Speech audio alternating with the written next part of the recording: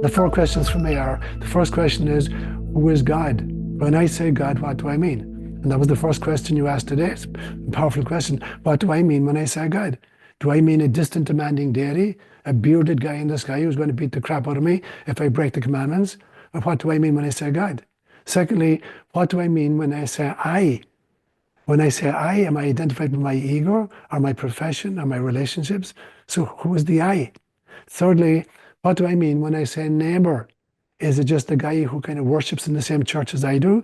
Or the guy who believes what I believe? Or the guy who votes the way I vote? What do I mean when I say neighbor? And fourthly, what is my purpose? Why did I come down here? And then I build my cosmology around that. And so Jung had this notion of, before you go to sleep at night, propose some kind of a conundrum or a question that you'd like input from a higher level of yourself or from God. And so I have that practice when I'm going to sleep at night. I'd say, give me a kind of an insight on this particular kind of thing. And then if I wake up in the middle of the night, whatever's in my dream, I'll come and I'll write it down. So for instance, fairly recently, I was wrestling with this notion of Christ consciousness. And I never came across a definition. Nobody could tell me what Christ consciousness was. So before I went to sleep, I said, give me a P.h.D articulation of Christ consciousness. And I wake up at 3 o'clock in the morning and I get, okay, here it is. Christ consciousness is the permanent awareness of the inner divinity of all creatures. I say, okay, great. That's what it is. There is nobody who's not a divine being. And so that's what Christ consciousness is. That permanent awareness that no matter who he met, Christ could recognize the divinity in everything, even the lilies of the field. You say, look at the lilies of the field. They don't spin or weave or gather into barns. And yet I tell you, not even Solomon in all his royal finery looked as good as one of these. Why are you afraid? And so Christ could see the inner divinity of a lily. So I got it, that's what Christ consciousness is.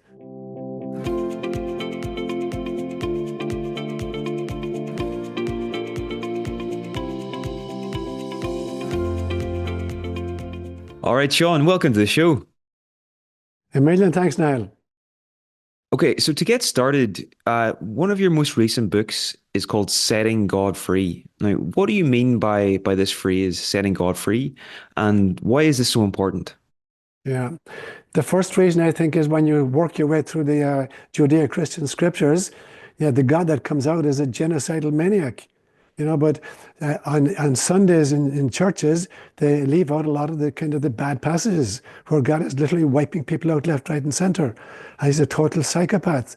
And so I decided to try to figure out, well, how do we manage this version of God? And I'm a big believer, as a psychologist, in the work of Carl Jung and the notion of projection. That when I fail to deal with my own shadow material, I'm going to have to project it onto somebody else. Now, Jung claimed actually that the shadow is 80% gold. It is 80% unrealized potential. And so very, very often we kind of project this part of it onto our heroes, great hurlers or great, kind of writers or whatever. So instead of, getting involved myself in activity, I kind of want others to do it for me, and then I admire what they're doing. So it's 80% unrealized potential. And so when I think about God, the 80% of God is unrealized potential, and it resides in us, that we are bite-sized pieces of God. And the other 20% is repressed traumata. And when we don't deal with that part of the shadow material, we project it. And so if I project my shadow onto you, I'm going to have interpersonal problems with you because you're holding my kind of shadow material. If we do this as a community, then we develop kind of racism, and biases of various kinds. And I think we actually do it as a world community, as a global community, and we project our shadow material onto the planet itself. So there's this great phrase in Buddhism, it's called a tulpa. And a tulpa is kind of the energy that's created by our thoughts, our words, and our actions. And we generate this kind of energetic kind of cloud that we carry around with us. And we do this as individual people, and as we do it as cultures, and we do it as a global community. And so when we're not dealing with our own shadow material, we project it. So there's an area, for instance, in the North Pacific, between the west coast of America and the east coast of Asia. in which all of the kind of the debris, the plastics and the crap that has been dumped off ships and from the west coast of America and the east coast of Asia, that's because of the gyroscopic nature of the tides, has created this huge big island of debris. It's about the size of the state of Texas. So there's a kind of a visual of the way we project our stuff onto the planet. But we do this in various ways as well. But mainly, I think we've done that with God. Now, I believe that we're made in God's image and likeness, but we have returned the compliment. We've created a God in our image and likeness.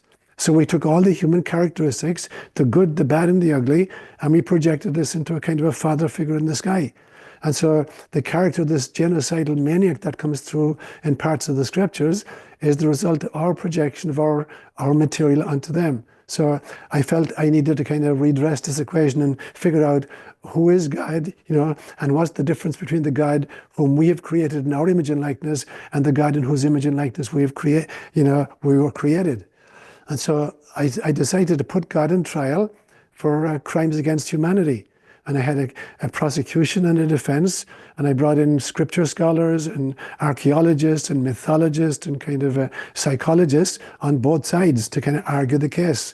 And the verdict was that the wrong guy is on trial, that the God whom I put on trial is not God. It's the projection of the human family. So the book was dealing with those various kinds of aspects of my understanding of the divine.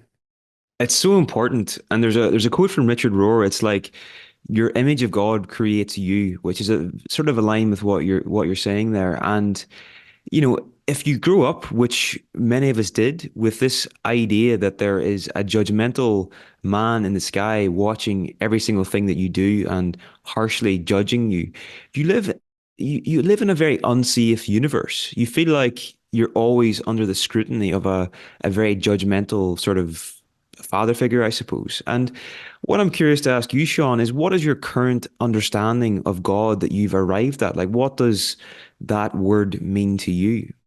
Okay, and it's a very important thing to do, because I say to my own community, to be an enlightened being, you need to be guilty of 4 murders. The first thing, you got to murder the ego. Not in the sense that we don't need an ego, we do. You can't drive a car or tie your shoelaces if you don't have an ego. But the ego thinks that's the core of the being, and it is not. So we have to kind of displace the ego. We have to utilize it, but not identify with it. The second murder is we have to kill our father. And by the father, I mean our culture of origin. And I don't mean that we abuse it, but that we transcend it, that we kind of go beyond and incorporate it, so that every single one of us that comes through in a culture, we have particular prejudices built into it. So we have to transcend that. The third one is, I have to kill my guru. There is no teacher who can take me all the way. There are parts of the journey that I can only go on my own, and you can only go on your own, because you've got a unique set of gifts and talents and experiences. And the final one is, we have to kill God. Because the God that's been created by theology is not the absolute source. So there's a great Christian mystic called Meister Eckhart, who would say famously, I pray daily to God to rid me of God. And so the God that's created by theology is a kind of, it's an artifact of the human shadow. So then how do you access the God, who's not our creation? And I believe it is by learning to develop altered states of consciousness. Because, when we think about God, there are kind of 2 aspects to it. There's the utterly transcendence of God, the ineffability about which we can say nothing. We can experience it, but we cannot articulate it. And then there's the immanence of God. There's God as she reveals herself through her creation, and that we can wrestle with, through science and cosmology and spirituality. But ultimately, in faced with the mystery of God, all we can do is bow down to the mystery and bathe in it. And it is not that we're ignorant, it's that we need to access it from a different space from ourselves. So I differentiate between imagination and fantasy, and between wisdom and knowledge. So fantasy for me is the ability to make up stuff that's not real. But imagination is the ability to volitionally shift my state of consciousness, enter into different domains, encounter different energies and entities, dialogue with them, learn from them, and then bring that back. So that for me is what imagination is. And the great mystics and the great poets and little children, have that in spades. And I differentiate then between wisdom and knowledge, because for me, knowledge is just data which are generated by the sensorium and processed by the physical brain. Whereas wisdom is data that are generated by the soul and processed by the heart. So when we wrestle then with the mystery of God, we're talking about imagination and wisdom. We're talking about altered states of consciousness. We have to transcend, the kind of the irrational. And this is why Jesus will constantly speak in parables. And his audience are always upset with him. And they say to him, for instance, why are you always talking about these stupid kind of stories and parables? Talk plainly to us. And he said very famously, I speak in parables so that seeing you may see, but not understand, hearing you may hear, but not comprehend. Now, why would he speak in such a way that we can't understand it or hear it? Because he's saying, if you're listening to me with your head, you guys, you're not going to get it. You have to listen at a different level. There's a different organ. It is the heart itself. And so in this kind of Christian notion of beating my breast, and saying, I'm a sinner, I'm a sinner, I'm a sinner, that's not what it's about. It's about waking up my heart and saying, I need to start listening to God here. Wake up already. It's not about my mind. And so the problem is, when we try to understand God with our mind, we're reducing God to a kind of a superhuman individual, rather than kind of wrestling with the mystery, about which we can say nothing, but which we can experience. And the best we can articulate it then is some kind of ritual, dance, or music, or poetry. That is the only way in which we can express our connection to the divine. And so for me then, I set about figuring out who God is not for me. So God is not a person. When we talk about the three persons of the Blessed Trinity, we have a total misunderstanding what person means. Originally, the church fathers are way back at the beginning, when they're trying to wrestle with the notion of how can we experience the divine.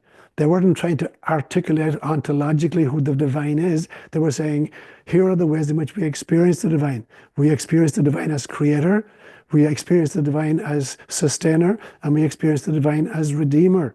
And so there's Father, Son, and Holy Spirit. But then the word they used in Greek was prosopon. And prosopon is the Greek word for a mask. So when an actor came on stage, he'd wear a particular kind of a mask to clue the audience in as to what kind of a character he's going to portray. So if the actor came on stage with a mask that looked like this, it's going to be a comedy. If the mask looked like, it's going to be a tragedy.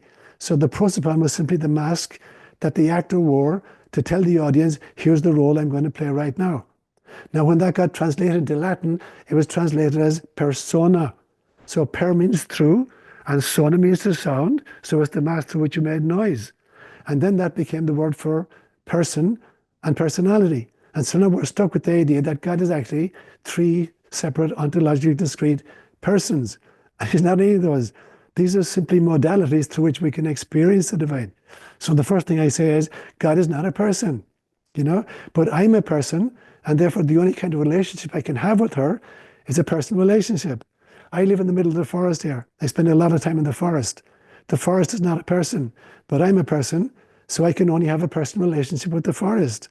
And so it becomes important for us then to realize that God is not a person, but we are persons, and that's how we try to relate.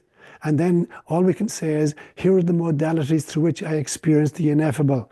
And then we call those personas of various kinds. So the first thing I do is realize God is not a person. The second thing to realize is God is not a judge. He's not here to kind of separate the sheep from the goats. God is a loving kind of source, who allows her children to experience whatever they need to experience.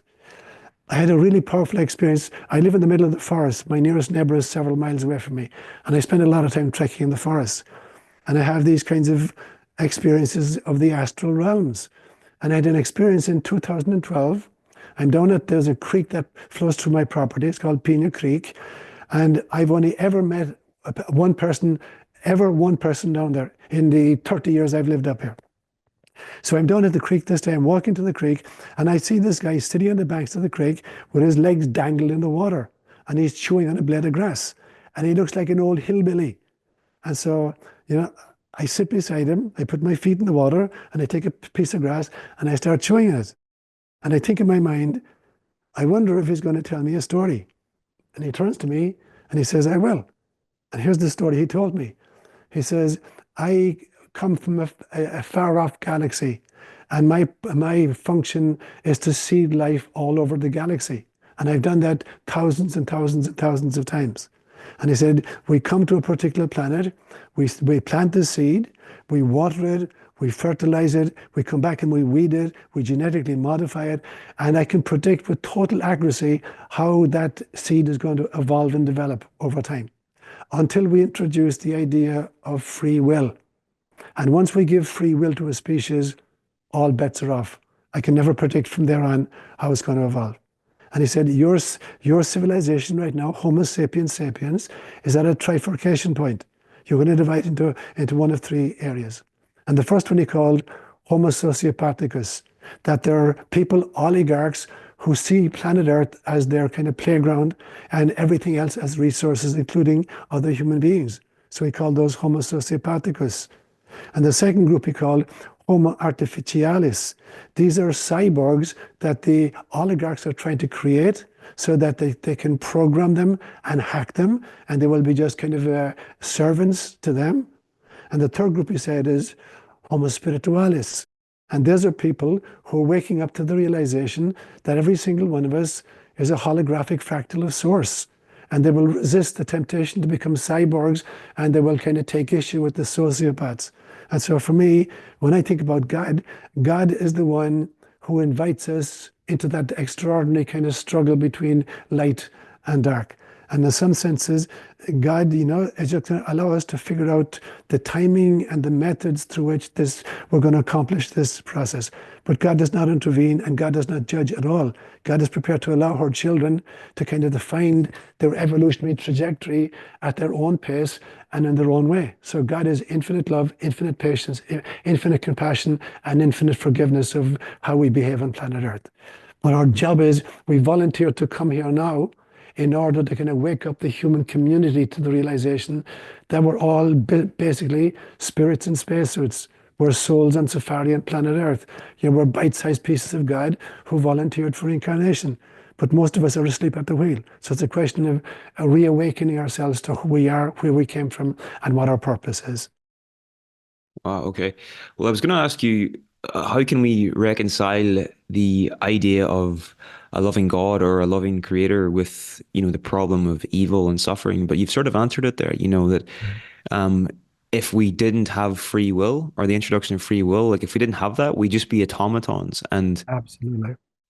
but the fact that we have the capacity for the choice between good and evil, then that's what enables both the good and the bad in the world, and the suffering and all the rest, Absolutely. You're absolutely right. Yeah. And so for me, again, it's important to differentiate between freedom and free will. Free will is the ability to do as I please. Freedom is the ability to do as pleases God. So there's a huge difference. But we have free will in the sense that you imagine like different sports. You play hurling, there's 50 people aside, there's a particular kind of a stick called a command, there's a particular kind of a ball called a schlitter, the ball is a different shape. There are different rules. You can tackle somebody. You play soccer, there's a different shape ball as well, and there are different rules. Nobody can handle the ball except the goalkeeper, and there's an offside rule. So you can choose which game you want to play, but when you make a choice for a game, then you're bound by the rules of that particular game. So I can't transpose the rules of rugby if I'm playing soccer. And so I freely choose the game, but then once I choose the game, I agree to abide by the rules of the game. So when we agree to incarnate as human beings, we're now operating from these tiny little kind of laptops that we carry between our ears. So people will say we're not really free. We are free. We've chosen the game freely. We've chosen particular kind of restrictions in order to see, even with these kinds of restrictions, can I still remember who I am? Can I still recognize the divine in everybody else? And that's how I define Christ consciousness. Christ consciousness for me is the permanent awareness of the inner divinity of all God's creatures. And so there is no such thing as an enemy. And so I need to recognize that in everybody else. So I call that the Christian namaste. The Hindu phrase namaste means I recognize and I honor the divine in you. And that then that's the gift of free will, that we can make, wrong choices. But then we can kind of learn from the mistakes we make, and that's called karma. And karma for me is not a punitive mechanism whereby I'm being punished in subsequent stages of life or in subsequent incarnations for mistakes I made in previous ones. Rather, is karma is the kind of the life plan I was given for an incarnation. I think before we incarnate, every one of us makes what I call a preconception contract. I agree to come in with a particular cohort of souls into a particular culture, into a particular physical body, into a particular family, and I have a particular kind of a mission, you know? And we encounter those people in our lives and we create this drama. Now, this drama for me is not a predetermined a plot with a particular kind of script that I'm just mouthing. It's improv theater. You know, we come in here, we're dropped into a particular situation, and then we respond to it. I had a client one time in my psychology practice who was a professional actor, and he specialized in improv theater. And he said there are two rules to improv theater. If you're on stage with another actor and you ask the audience, give us a word, and we'll make up a play about the word, and you say to them, oranges. I know you're going to have to make up a play about oranges, so it's totally ad lib. He said there are two rules. The first rule is you have to work with any line your partner gives you. You can't say, that's a stupid thing to say. I can't work with that. Give me a different line. You have to work with the line you're given. And secondly, your job is to try to feed your partner with lines that play to his strengths.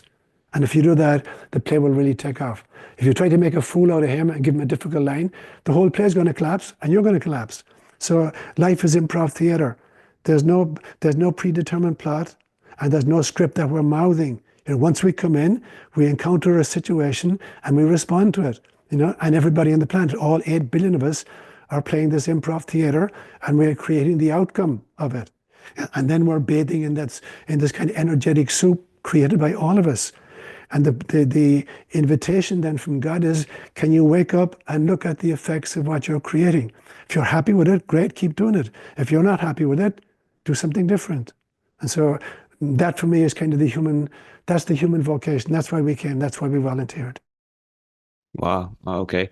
Well, what you're saying there about coming here in a cohort, I interviewed a lady called Anita Murjani, and Oh, she had yes, she had a yes. near-death experience, and she, according to Anita, she went to the other side, and when she was there, it was like bliss, and she almost didn't want to come back, but then she kind of got this message. She's like, you know, you went there with a mission, and your mission is shared with your husband Adam, I think. So if you don't go back, not only will you not finish your mission, Adam can finish his as well, which was just, you know, it was interesting. It sort of parallels with what you're saying here about this idea that we choose to come here in a cohort and we might have been through multiple different lifetimes together with these Yes, people in different yes. forms, you know. It's an Yeah. interesting thing to think about. In your, I heard you say, I'm going to read out a quote here from Meister Eckhart, and I just love you to Aha. elaborate on it. Sure. All right. So, um, he said, what good is it to me if Mary gave birth to Christ 1400 years ago and I do not do the same? Absolutely, it's brilliant. I regard Meister Eckhart as probably the most important Christian mystic ever. I love what he does, and that was a famous Christmas homily he gave when he made that statement. Now it's interesting to me that when you look at the even the Gospels, Christ is saying the very same thing. You know, Christ is speaking in Aramaic, but the Gospels are written in Greek. But there's this great phrase in Luke's Gospel where allegedly Christ is saying, "You must be compassionate as your heavenly Father is compassionate." Now, when you go back to that in the original Greek, the word that Jesus is using, which is translated as Father, is the Aramaic word abon. And abon is not a gender-specific noun. It means the birthing principle of the cosmos. And here is Jesus saying, you must be compassionate as the birthing principle of the cosmos is compassionate. Now, in Aramaic, the word compassion is the word rachamim. And rachamim is the plural of the Aramaic word for a womb. So here's what he's actually saying. You must be womb-like as the birthing principle of the universe is a womb. Now, what does a womb do? It conceives and it carries and it gives birth, but it can do that many, many times. So when Christ says you must be womb-like, what is he saying? He's saying you have to constantly give birth to greater and greater versions of yourself. So the first thing we give birth to is an ego. About the age of 8 months, we become aware of me. The second thing, we start identifying with our emotions as little children. Then we start identifying with our ideas. Then we start identifying with our relationships. Then we start identifying with our professions. And Christ is saying, keep giving birth. You're not any of these things. You have to keep giving birth, disidentifying with previous lesser versions of who you are until you identify finally with who you really are. And who you are is a sacred womb that came on earth to give birth to God. You're not finished your incarnational process until you give birth to God. Every single one of us is meant to be a mother of God. That's the human vocation, to give birth to God. And we should just end the interview there. Just it's a mic drop moment. Okay. Okay, I'm going to read another quote here from you, and I would love you to expand on it too. So, stories are the archived wisdom of a culture, and proverbs are the one-lined distillations of that wisdom. So, if you ever want to know the true mythology and wisdom of culture, go to their proverbs. Brilliant. Yeah, absolutely. So I was raised bilingually, Neil, in Gaelic and English. And my grandfather, my maternal grandfather, he was a druid. He was the greatest storyteller I've ever come across in my life. And he was a great Irish step dancer, and he was a great musician. So he filled me up with all the great Irish mythology, Neil of the Nine Hostages and Cuchulainn, and Fionn McCool and Oisin and Niamh Cian. So all those. So I was raised in that mythology. But I had a fascination particularly with proverbs. As you know, in Gaelic, we call them Seán ÓLaoire, which literally means ancient words. So the summer holidays between my kind of junior year and senior year in high school, so between fifth and sixth year, I spent the entire summer in a village in Kerry called Modiach, which is where Gaelic is still the mother tongue. And I was collecting proverbs from the elders. And I asked him, can you give me a proverb, and then tell me in what situation you might use it. But I remember one old man saying to me, if Christianity had never come to Ireland, we could live according to the Proverbs. And he was absolutely right. And when I went to Africa as a priest, and I had the opportunity of learning a few African languages and dipping into the mythology of Africa, I would say the same thing to them. If Christianity had never come to Africa, you guys could live according to your Proverbs. Because the Proverbs are the distillation of the wisdom of a culture that you find in their mythology, which is another reason why Christ only spoke in stories and parables. Because if you speak in theological terminology or scientific lingo, that changes its meaning over time, and you're stuck with the meaning it didn't intend. And my favorite example, if you know the Catholic notion of transubstantiation, the Catholic notion that at the consecration of the Mass, that the elements, the bread and the wine, become the body and blood of Jesus Christ. And the word that's used is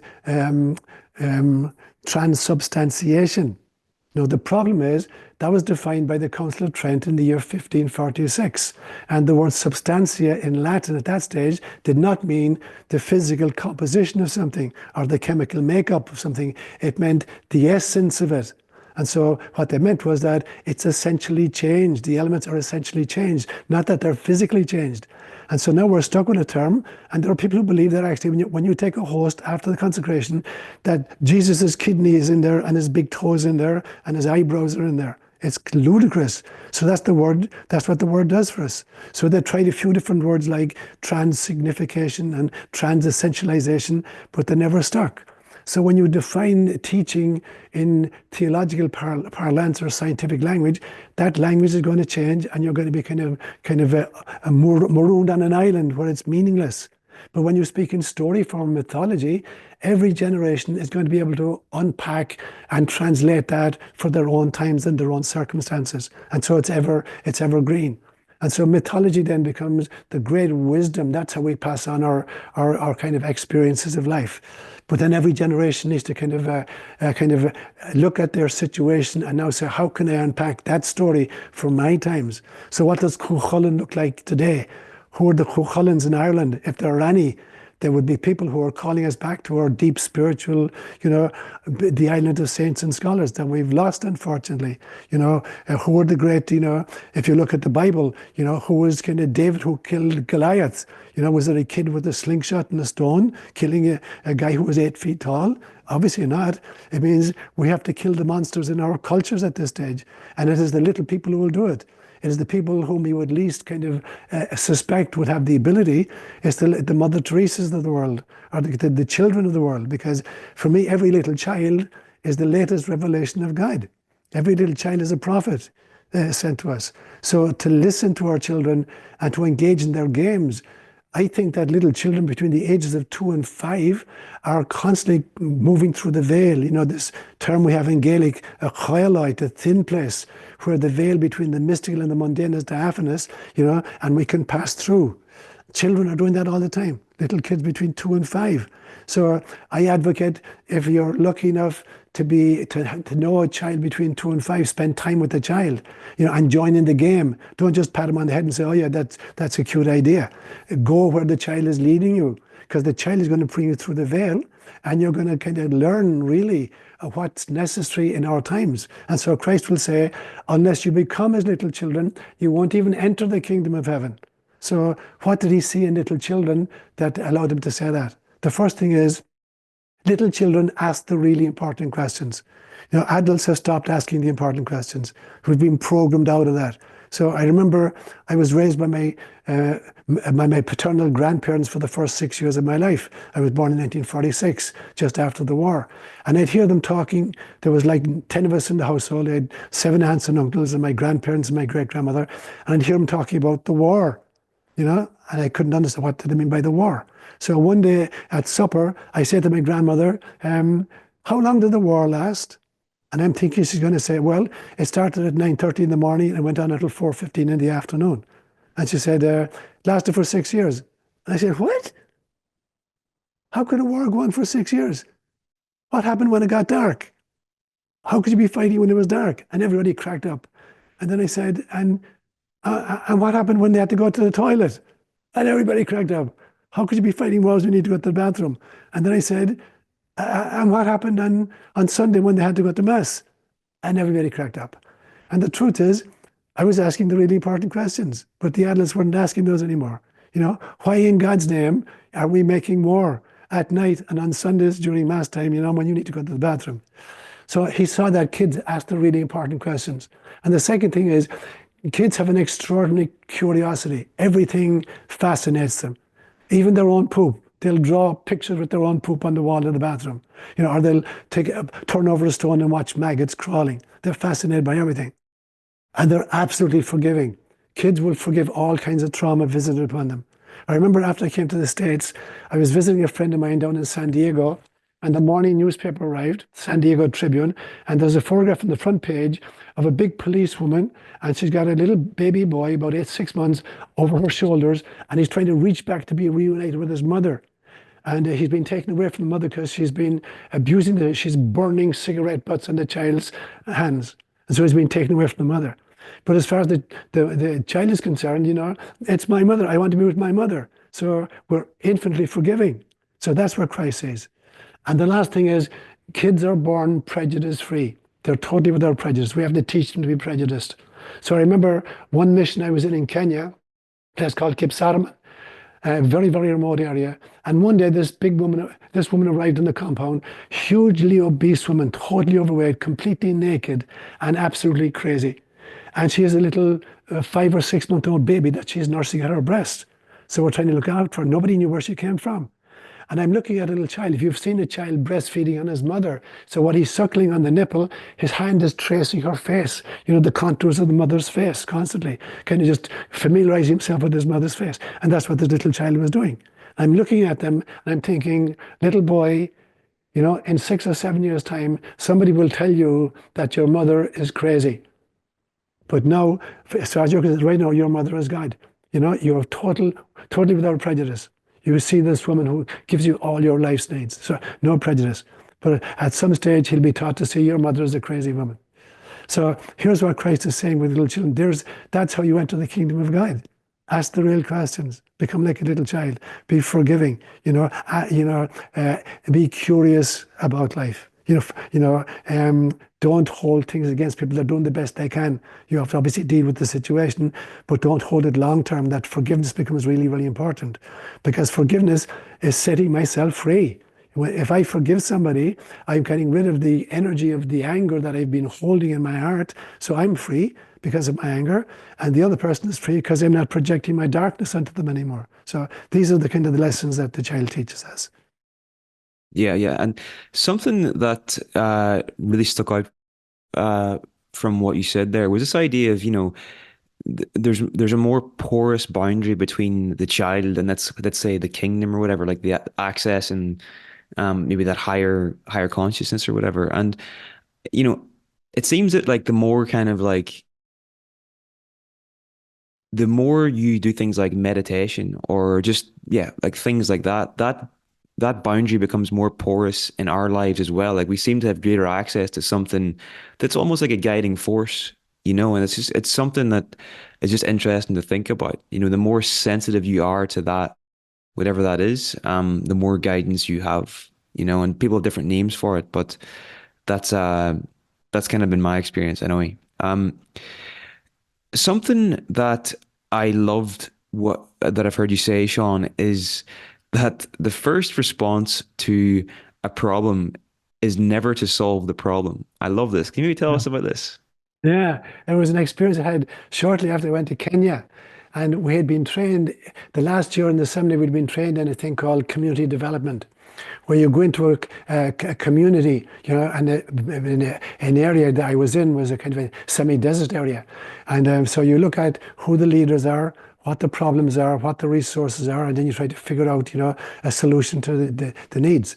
So I'm living in an area called Baringo, semi-desert, big water problems. And I'm sitting at a meeting with the elders one day outside in like 120-degree temperature, and I'm doing my shtick. And I'm saying, I realize you guys are the leaders, here are the problems I see here. Here are the resources. Here's kind of funds I can get from overseas to try to create a water project. And I'm doing my shtick. And there's this old man with this bemused look in his face. And finally he raises his hand. He says, "Can I ask you a question?" And I'm Irish. I'm 26. I know everything. Sure. Fire. And he says, "Can you tell me, why is it for you Europeans that your only response to a problem is to want to solve it?" I'm thinking, dude, what else do you do with a problem except solve it? And I'll never forget what he said to me. We were talking in Swahili, and he said, more or less, he said, a problem is an invitation to self-transcendence. And if all you do with the problem is solve it, life will just give you another problem. And if your response to the second problem is just to solve it, life will give you a third problem. So I thought a lot about that, and I created a kind of a 5-stage model. When I have a problem at this stage, I walk myself through 5 different stages. The first stage, I realize, yeah, I am a holographic fractal of source. The second stage, I volunteer to be on planet Earth right now in this particular body as Sean. The third thing, I look at all the blessings that surround me in my life, the people I know, and the kind of resources available to me, and I'm grateful for that. The fourth thing is, I think now, how can I harvest this situation for my own spiritual evolution and for the benefit of humanity? And only then, number 5, what is some kind of a practical response to the problem now at this stage? But I've walked myself through the other 4 stages first, so I'm not jumping to a solution. And now at this stage, because I'm coming from a much higher perspective, I can see connections and possibilities that I couldn't see if I just went straight to a solution. Because often the solutions create bigger problems than the original problem.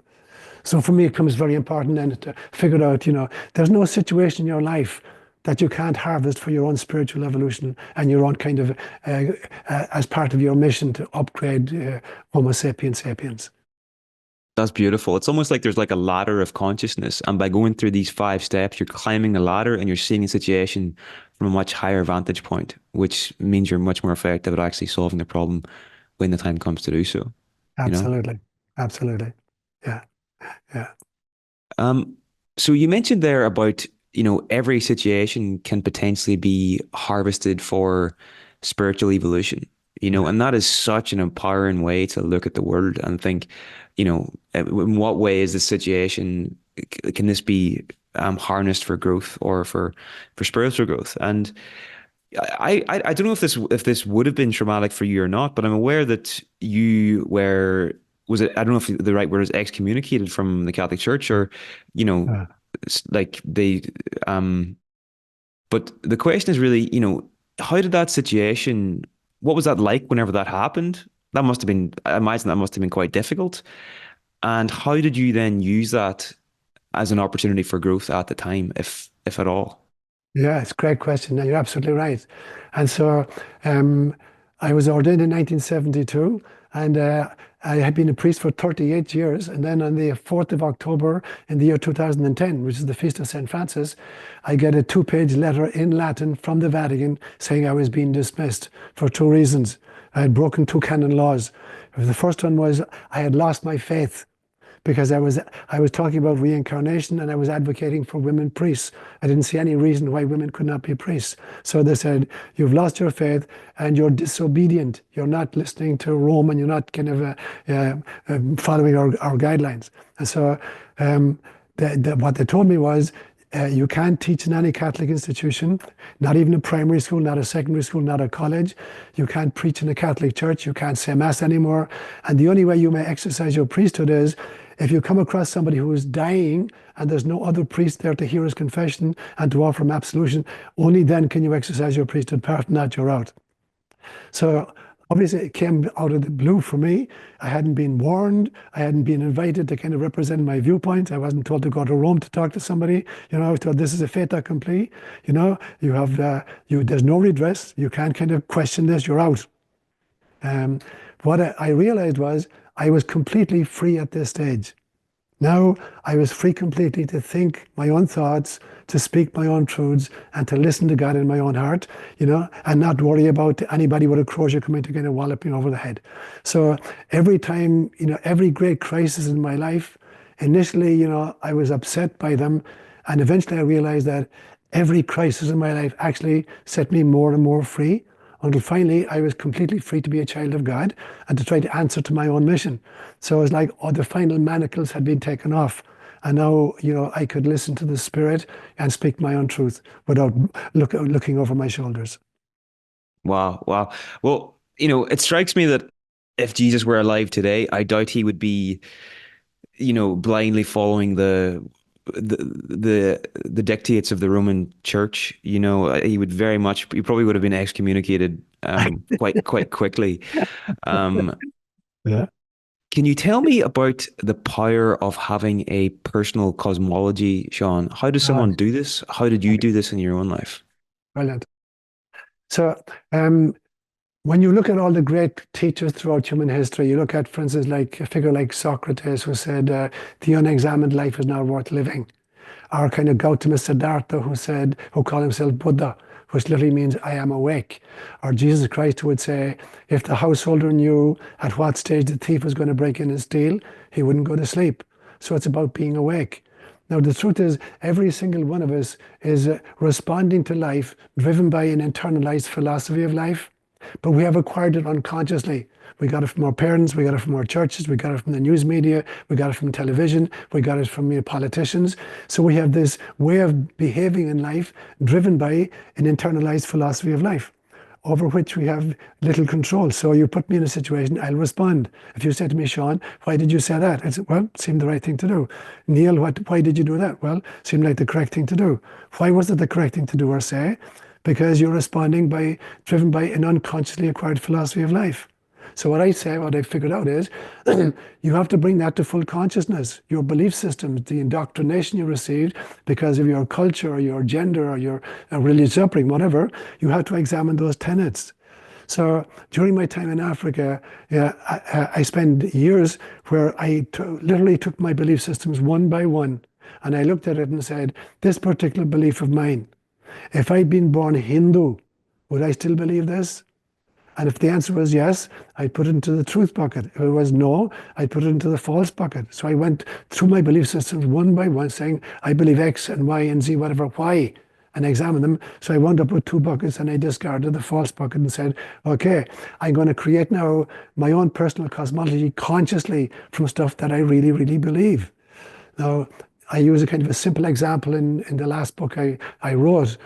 Imagine you buy a jigsaw puzzle and you come home and you take the cellophane wrap off it, you know, and you open the box and there's 5,000 pieces in it.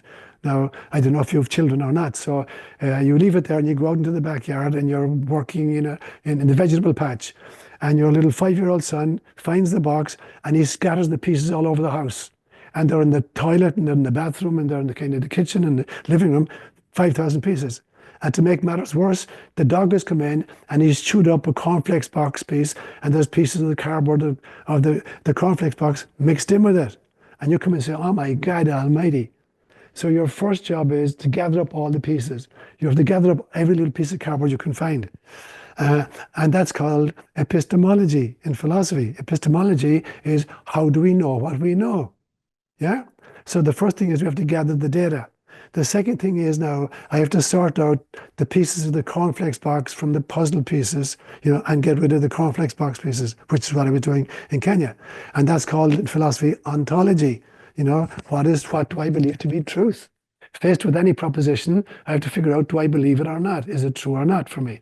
And then the third phase is, now I've sorted out the real jigsaw puzzle pieces. Now I have to create the jigsaw. I have to fit them together to create the picture that's on the cover of the box. And that's called cosmology. So we have to step ourselves through these 3 stages. So that's what I was doing. I was trying to figure out what are the ways in which I know what I know. And I figured out there's 3 ways. The first one is I can believe authority figures. Whether it's the church or kind of the politicians or my parents, I have to kind of figure out, what did it tell me? Secondly, now, ontology. Which of these do I believe to be true? What do I actually believe to be true of what I've been told? And the third thing is now I've a bunch of belief systems that I've tested. Now, how do I create my own personal kind of cosmology? And for me then, the erection of the cosmology is based on the answer to 4 questions that I have to ask myself. So these are the skeleton around which I can build a cosmology. And the 4 questions for me are, the first question is, who is God? When I say God, what do I mean? And that was the first question you asked today. It's a powerful question. What do I mean when I say God? Do I mean a distant, demanding deity, a bearded guy in the sky who's going to beat the crap out of me if I break the commandments? Or what do I mean when I say God? Secondly, what do I mean when I say I? When I say I, am I identified with my ego or my profession or my relationships? So who is the I? Thirdly, what do I mean when I say neighbor? Is it just the guy who kind of worships in the same church as I do? Or the guy who believes what I believe? Or the guy who votes the way I vote? What do I mean when I say neighbor? And fourthly, what is my purpose? Why did I come down here? And then I build my cosmology around that. And then if it's an adequate cosmology, it should do 4 things for me. Firstly, it should make my soul sing. Because if it's the correct answer to my experiences, it'll make my soul vibrate. Secondly, it should stretch me out of my comfort zone. It's going to bring me into places that I'm uncomfortable with because the old support system is gone. And thirdly, it should be able to explain every single experience I have. If there's anything in my experience that the cosmology can't explain, it's not adequate. And then fourthly, it has to be constantly updated as I kind of generate new experiences. And so for me, that's the life kind of purpose, to create a personal cosmology. And that's what I keep pushing to my own community. I'm not here to tell you what to believe. I'm here to stretch you so that you can create your own cosmology. But you have to do that consciously, and there's a lot of work in it. You have to be really dedicated to kind of examine your beliefs, figure out what's right and what's not right, and then create a coherent model that makes sense of all those pieces together. It's mind-blowing that we all have one of these by default, something we've inherited just through our cultural upbringing and all the rest. And if you haven't taken the time to articulate this, you're just sort of being driven by this operating system that you were just given. And there's loads of bugs in it, loads of flaws. Whereas if you do this exercise that you're talking about, you can have a very, I suppose, effective way of just living and loving and, just being a good human being, or aiming for homo spiritualis, or I think is the term you use. So it's so important. And how often do you revisit and update this regularly, Seán? Is this something that's set in stone? Like how does this work? Several times a day, Neil. Several times a day. As often as I encounter any situation, either in a personal relationship or in the political system in the world, or stuff that I'm reading, and I say, okay, here's a new idea. How do I relate to that one? Does it make sense to me? So I try to put it through the tests of all these things. Does it make my heart sing? Is it stretching me out of my comfort zone? Is it better able to explain my experiences than a previous model was? So every every encounter of the day is an invitation to revisit it. Fantastic, fantastic. And um, just a couple more questions now to before we wrap up, Sean. Something that I've heard you do is, which I find quite interesting, is that you seed your dreams. Can you tell us Yes. about how you do this and how someone listening might give this a try in their own life? This is an idea that I got from Jungian psychology. And so I believe that, that I actually think that the life is a dream that the ego is having, and the ego is a dream that the soul is having, and the soul is a dream that spirit is having, and spirit is a dream that source is having. So basically, we live in nested dreams. So we're dreaming all the time. It's only a question of what level of myself is doing the dreaming. And so during this alleged waking consciousness, this is the deepest level of the dream of all. We're stuck in a dream right now. Yeah, and we're stuck because of our belief system in space, time, energy, and matter, that these are the components of reality for us. And the truth is that space, time, energy, and matter are just artisans of a particular level of consciousness. Right? So when we're dreaming at night, there is no space, there is no time. So I can dream about my grandfather who died in 1956, and I can visit with him. I can go 6,000 miles to the east and go 60 years back in time and have an encounter with him, which happens regularly. So there is no space, there is no time, and there is no matter in a dream. Yeah, you create, when you're dreaming at night, you're the director, you're the producer, you're in charge of the costumes, you're playing all the parts, you're in charge of the dialogue, and you're in charge of the script. It's coming totally out of a different level of your own being, a level at which you're connected to a higher level of the self, maybe the causal body in the Hindu model or the soul self in my model. And so Jung had this notion of, before you go to sleep at night, propose some kind of a conundrum or a question that you'd like input from a higher level of yourself, or from God, or from your heavenly mentors or whatever. And so I have that practice when I'm going to sleep at night. I'd say, give me a kind of an insight on this particular kind of thing. And then if I wake up in the middle of the night, whatever's in my dream, I'll come and I'll write it down. So for instance, fairly recently, I was wrestling with this notion of Christ consciousness. And I never came across a definition. Nobody could tell me what Christ consciousness was. So before I went to sleep, I said, give me a P.h.D articulation of Christ consciousness. And I wake up at 3 o'clock in the morning and I get, okay, here it is. Christ consciousness is the permanent awareness of the inner divinity of all creatures. I say, okay, great. That's what it is. There is nobody, there is nobody who's not a divine being. And so that's what Christ consciousness is. That permanent awareness that no matter who he met, Christ could recognize the divinity in everything, even the lilies of the field. You say, look at the lilies of the field. They don't spin or weave or gather into barns. And yet I tell you, not even Solomon in all his royal finery looked as good as one of these. Why are you afraid? And so Christ could see the inner divinity of a lily. So I got it, yeah, that's what Christ consciousness is. About 2 years ago, I was wrestling with the difference between sin and evil. And so I brought it to my dream and asked, give me a definition between sin and evil. And I woke up, and here's what I got. That sin is the individual transgression of a culturally created precept. It's just breaking a human law. Whereas evil is a cosmic conspiracy using human intermediaries to separate souls from source. That literally there's an energy in the cosmos, partly non-physical and partly physical, that is literally, its agenda is to separate us from our souls.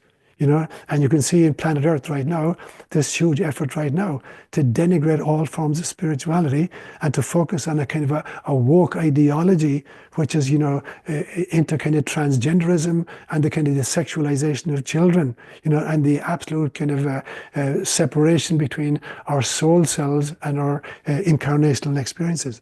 And so again and again and again, I'll seed my dreams by proposing a kind of a question before I go to sleep, and then imagine that my dream will pick up on that. And if I wake from a dream, I'll wake up, I'll go to my office, and I'll write down whatever comes through. It's a very simple practice, and it's a very powerful practice. Wow, that's I think I'm going to give that a try. With just the thing about dreams within dreams and everything, and dreams all the way down. I remember being very young, like 4 or 5 probably, and just having the thought, like, how do I know this isn't just one big long dream? And that really bothered me. Yeah, And yes. like, what if I just wake up at the end of this and I was like, oh, that was just a dream? Before we go, Sean, is there anything that you're doing a lot of interviews at the moment? Is there anything that you'd love to get asked about that that Oh, never comes wow. up that you'd love to Wow. share? Anything come to mind? Wow, that's brilliant. That's a brilliant question. Absolutely brilliant, Niall. Something I've never been asked before. It's been hinted at a few times, but not really asked. And that is, do I believe we're going to come out at the right side of this battle? Do I have kind of confidence that ultimately light will win out over darkness? That's a really important question. It's been hinted at a few times, but not asked outrightly. And my deepest, deepest belief system is yes, we will. But it will happen in God's way, in God's time, that this is God's gig in a sense. Not just the God, the kind of the ineffable, inarticulatable source, but the God in every single one of us. That we have to have the patience, to contribute our piece to the equation, but allow it to kind of evolve at its own pace in its own way. I mean, every one of us would like to see a solution happening, by 2026 or something, and in a particular fashion. But it's going to take its own time. I big belief that, life consists of contractions and expansions. That's how the entire cosmos itself works. There's the expansion of the Big Bang, and then there's the contraction where dust particles are gathering together to create galaxies, and star systems. And then those first stars explode, and expand again. And now there's a second generation of stars, of which our star is just one, and then so there's contraction, expansion. The planet does it itself. There have been 6 mass extinctions on the planet. So it's like the planet has kind of contracted completely and shed off life forms, and then expanded and created brand new ones again. And we see that in our own life cycles, the expansion contraction. And it's true of the birthing process. When a woman's womb, when she's not pregnant, is the size of a little lemon. When she's fully pregnant, it's the size of a water lemon. So it's expanding to contain the embryo and the fetus and the baby. And then to give birth to it, the contractions have to start. And it's really, really difficult. And the solution is to kind of cooperate with the contractions. If the mother resists the contractions, she's going to prolong the labor. So learning how to kind of cooperate with the contractions. And that's the kind of the function of the doula or the midwife, to kind of mentor the mother. Now, I think the planet Earth itself is in the final stages of labor, of giving birth to what I call Homo spiritualis, or Homo Christus. And we're experiencing the contractions, and it's very, very painful. So the question becomes, can we listen to the doulas, to listen to the midwives, the kind of the heavenly mentors, the angelic beings, or the kind of the avatars in our midst right now. Listen to them, so that we can cooperate with the contractions of planet Earth right now, so that we can, as painlessly as possible, give birth to the next stage of human evolution. And this sort of ties into what you were saying earlier about almost like being a womb for Christ consciousness. And that's what we Exactly. sort of should be aiming to do. Exactly. So another one of the seeds that I did one time, I wanted a definition of the Holy Spirit. What do we mean in Christianity when we say the Holy Spirit? What is the Holy Spirit? And the answer I got in my dream was that the Holy Spirit is the divine womb in which embryonic Christ consciousness is marinated in the amniotic fluid of pure love. And so, that's the function of spirit. The spirit is a feminine principle. I see this kind of mandala figure, that I believe not in a holy trinity, but in a holy quaternity. There's Father and Son. So Father is kind of the ineffable masculine aspect of the divine, and Jesus, the Son, is the kind of the incarnated version of the masculine face of God.